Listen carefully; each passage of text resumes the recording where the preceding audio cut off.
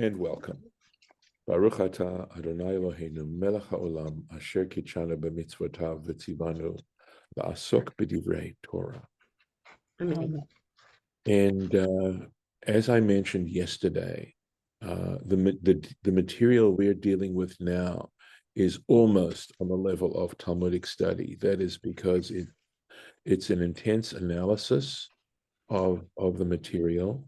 And I hope we're up here. Yes. So this is the verse we were looking at when we were actually into the Rashi. Let me make sure. Yeah. Okay. Make sure I find all the places. Yeah.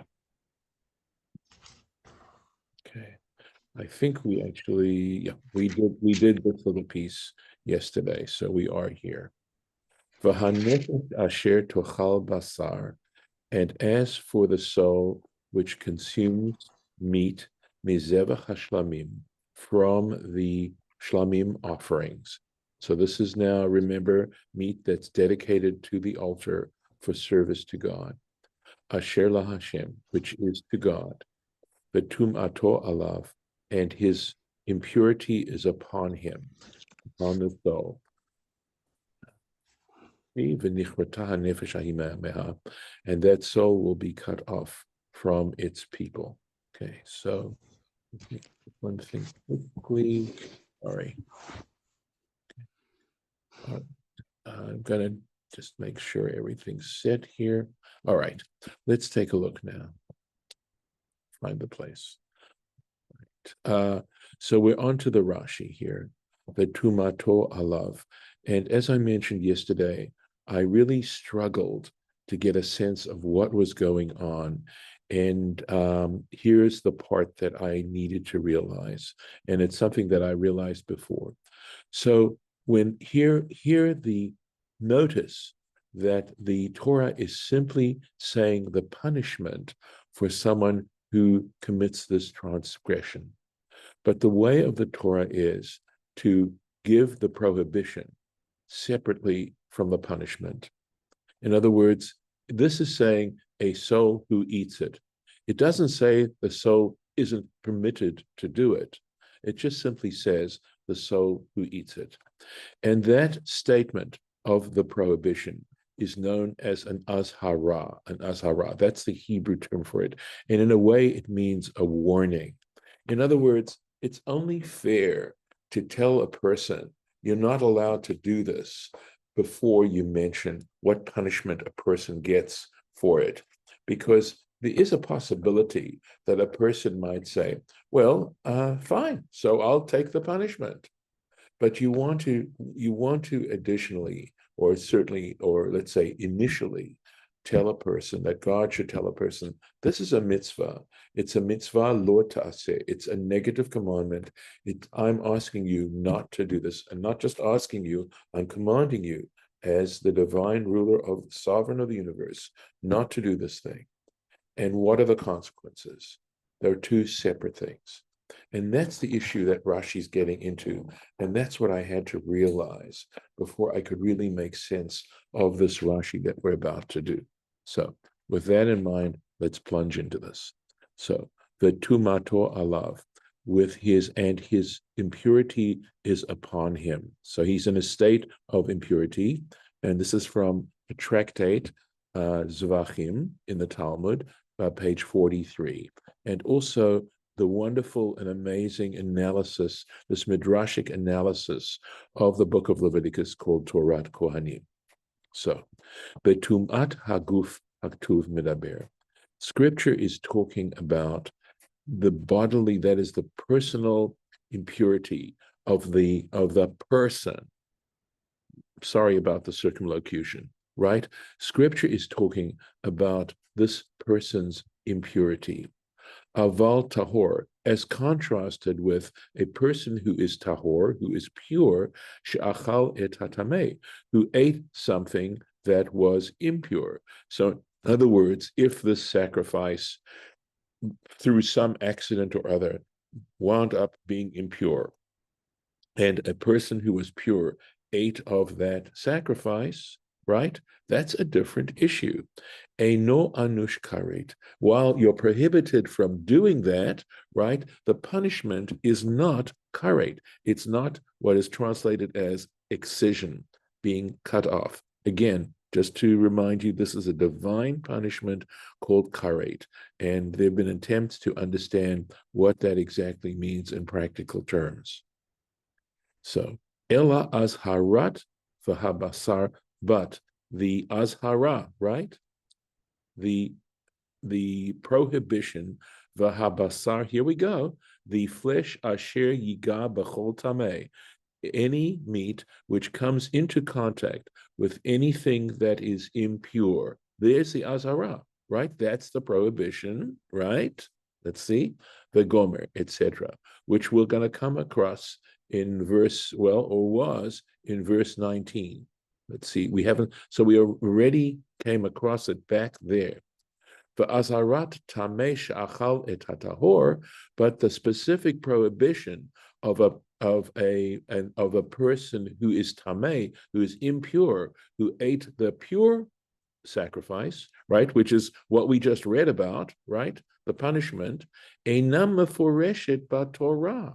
It is not explicitly stated anywhere in the Torah. Ela chachamim lamduha. So what happened was our sages had to learn it out. Bigzera shava.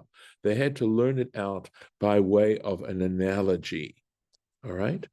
So they learned it out by finding a verse that had similar language, and they then felt they could then infer the azhara, the prohibition, the specific prohibition. So here we go. Shalosh kritot amurot. There are three. This is how I believe they did it. In other words, there are three kritot, meaning the punishment of krita, the punishment of excision, amurot be'ochle kodshim betumat haguf. There are three types or three examples of places where there are a person who eats sanctified food in a state of impurity. V'drashuha rabotenu, and our rabbis, our sages, learned it out, b'shvuot, in the tractate Shvuot, which has to do with oaths, Daf Vav on page 6. Number one, the first example. One example, achat lechlal. So one example is to tell you the general prohibition, v'achat laprat, and one to tell you the specific prohibition, v'achat lelamed al korban ola v'yored, and one to teach you that the atonement, if you do this inadvertently, if you don't eat kodshim, sanctified food, in a state of impurity, that the atonement, there's an opportunity to gain atonement, al korban ola v'yored. That is to tell you that you have the opportunity to bring an offering, a sacrifice. Ola v'yored means it's of various value. Ola means going up, v'yored means coming down. And this is a situation which we discussed elsewhere in Leviticus, where the offering is dependent on the means of the individual bringing it. And we read that fairly early on back in the first Parsha of Leviticus, that there's an opportunity to gain full atonement no matter what your circumstances are. And if you can't afford the maximum, you can bring an offering of lesser value, up to, I believe, even a meal offering. Shelo ne'emar ela talmud tumat mikdash ukdoshav, which is only stated regarding the impurity of, in other words, if you are in an act of creating a situation of impurity of the sanctuary, ukdoshav, and the holy objects within that sanctuary. So I hope, if you have any questions at this point, I'm happy to take them. I'm hoping very much that I was able to explain that in a relatively clear way as to what is going on here. So if with that in mind now, we will go on to the next verse. Here we go. V'nefesh ki tiga bechol tameh, and the soul which touches, right, comes in contact, bechol tameh, with any impure object, betumat adam, or whether it's an individual, a human being who is impure, or bivhemat me'ah, or an impure animal. And that is coming up in the next week's Parsha in Shmini. We will discuss unclean, or I shouldn't say unclean, but rather impure animals, or bechol sheketz tameh, or any kind of, what were we saying? Sheketz, abominable could be, that is, but it's referring to insects essentially, right? Tameh, that is impure, that is considered impure. And afterwards, right, this person initially came in contact, became impure through this kind of contact, and afterwards ate ate from this offering, the shlamim sacrifice, because people who are in a pure state, Israelites who are in a pure state, are nevertheless allowed to eat this part of the offering, Asher Lashem, which has been dedicated to God, that soul shall be cut off from its people. So again, here we're looking at the punishment, not the azhara. Okay, going on. New idea. Vaidaber Hashem el Moshe lemor. The Lord Hashem spoke to Moses, saying, Daber el b'nei Yisrael lemor, speak to the children of Israel, saying, Kol chelev shor v'chesed va'ez, any fat of an ox or a sheep or a goat you shall not eat. Okay, so this is a beginning of laws of kashrut, right? And it's not the kind of marbling that you see. We're not talking about that. That is called shomen. There's a different term for that kind of fat in the meat. The fat that we're talking about here is a very heavy fat that separates off from the meat of the animal very easily. This is essentially chelev. And that's prohibited. The chelev neveila, however, the chelev of a neveila is an animal that died of itself, as opposed to a treifa.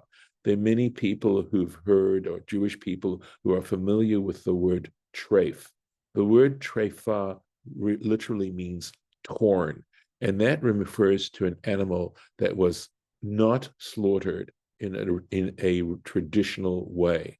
Meat that is not slaughtered according to the rules of shchita, of the rules of slaughtering, is called treifa, and it's akin to an animal that was torn or killed or partially or killed by another animal. And so the laws of shchita are what allow meat to become kosher and to be consumed by observant Jews. So, but here we're talking, remember, we talked about regular animals like cows, sheep, and goats that are considered kosher. And here we're talking about the chelev of a neveila, of an animal that wasn't properly slaughtered. The chelev treifa, there's the word, treifa.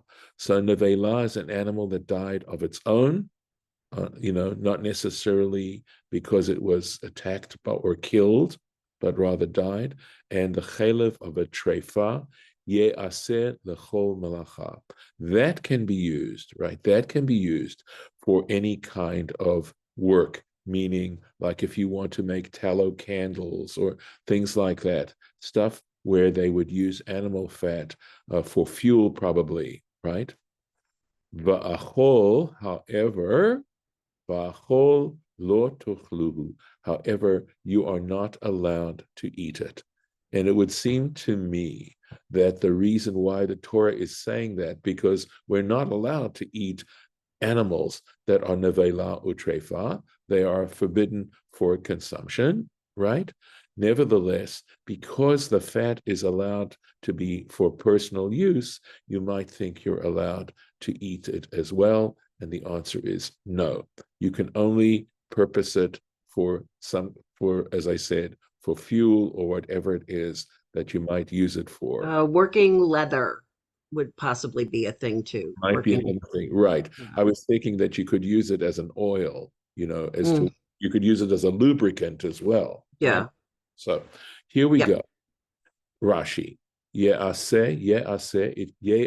Notice this, it's a passive form. It may be used, l'chol melacha, for any kind of work. And again, we are given this particular edition of Rashi gives you the sources for these things. Notice, in this case, it's psachim. So these kinds of things are all over the Talmud, right?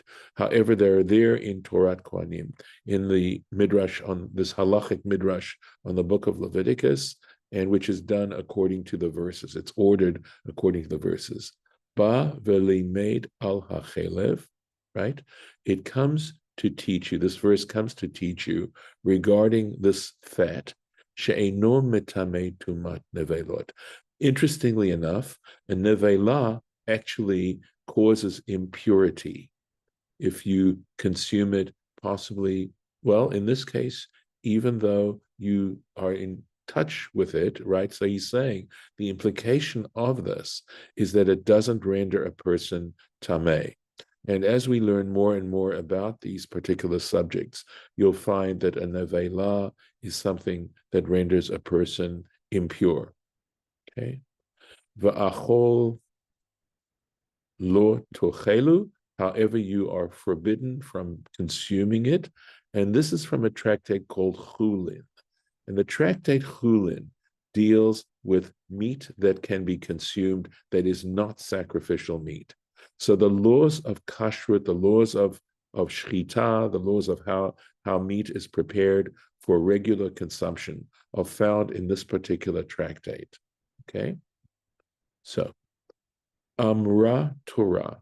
The Torah has stated, Yavo Isur Neveila Utreifa, let the prohibition of a neveila and a treifa, the Yachul al Isur Chelev, let it come and fall also on the prohibition of eating fat.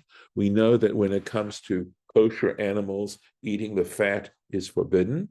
But here we're talking about non-kosher animals, and we're saying that the prohibition of eating fat is coming also on the fat of non-kosher animals. She'im achlu, that if, or ochlo, that if he consumes it, yitchayev, he should be guilty, he should be found guilty. Af alav shel neveila, even for the negative commandment regarding a neveila, velo tomar, and you should not say, ein isur chal al isur. And in this particular case, you should not say, you cannot have one prohibition on top of another prohibition. And this deals with a general principle of Jewish law, that if something is prohibited, there is not, you can't take some other prohibition and place it on top of it. But in this particular case, I believe what Rashi's telling us is that here we do have a case of where one prohibition falls upon another prohibition. And just off the top of my head, I cannot give you an example. But here we are talking about, so to this extent, I can explain it. We know that there's a prohibition of consuming neveila or treifa, right? If there's a prohibition of consuming neveila and treifa, you would normally think that would include any part of a neveila and a treifa, including the fat. All right? Normally you'd think that. But here is the Torah explicitly prohibiting the fat of a neveila and a treifa. And that's an additional level of prohibition that normally the Torah doesn't do. And that's what we're saying. And that's the point that Rashi's making here, that the prohibition of eating the fat of a regular animal, of an animal that is kosher animal, comes to also refer to the fat of a non-kosher animal. Yes, David.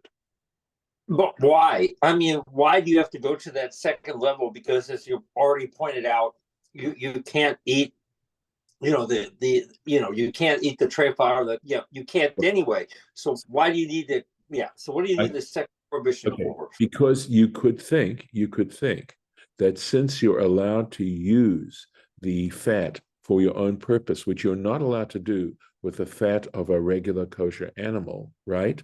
You might think you are also allowed to eat it.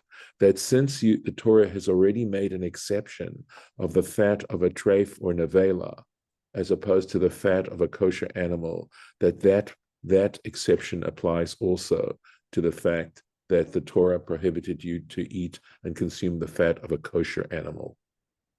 Okay, so because it's making an exception, they want to make it explicit. The exception only applies to personal use and not to eating. That's basically what we're saying. That's what it's coming to do. That's what I believe I should say that's what I believe it's coming to do. Yes. Okay. Because we know how human beings think, right? Yeah. We say, we know all about trying to find loopholes. Okay. Loopholes. I was just going to say, here's human thing. Here's the first, probably not the first in the Torah, but an example of loopholes. Almost 6,000 years ago, right? So anyway, okay. All right, and I think that's a great place for us to stop, and then I can. Oops, sorry, I don't know why it does that. There we go. All right, so we'll have to wait until next year to continue this. It is kind of crazy, though, I have to say, to have to do that. But that's what we have to do. All right. I'll pick it up here next year. And I'm going to stop the share. And if there are any other comments on this before I stop the recording.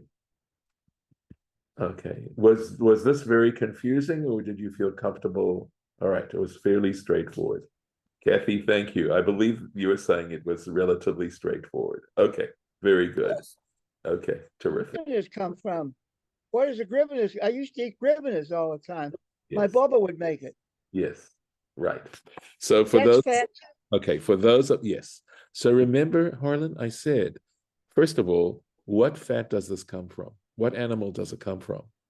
I don't know. I can't. I just ate the grivinus. It's chicken fat. Did the Torah say that you are forbidden to eat chicken fat?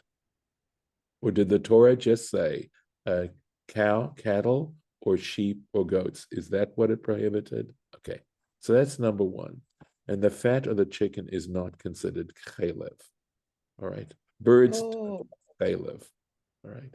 By the way, people who don't know what gribinas are, and gribinas are when you render the fat of a chicken to make it edible, and you put it in a pan and you heat it up and you melt it and you cook it. You actually add delicious. Yes, and it's Mr. Cholesterol, okay? And you add onions to it to make it tasty. And the gribinas essentially are, I believe, these onions that have been fried in chicken fat. I have to tell you personally, I believe I've ever had gribinas. I've only heard about them. And I'm probably not going to have them anymore. It's going to just have to be one of those things I never experienced. At any rate, thank you for listening.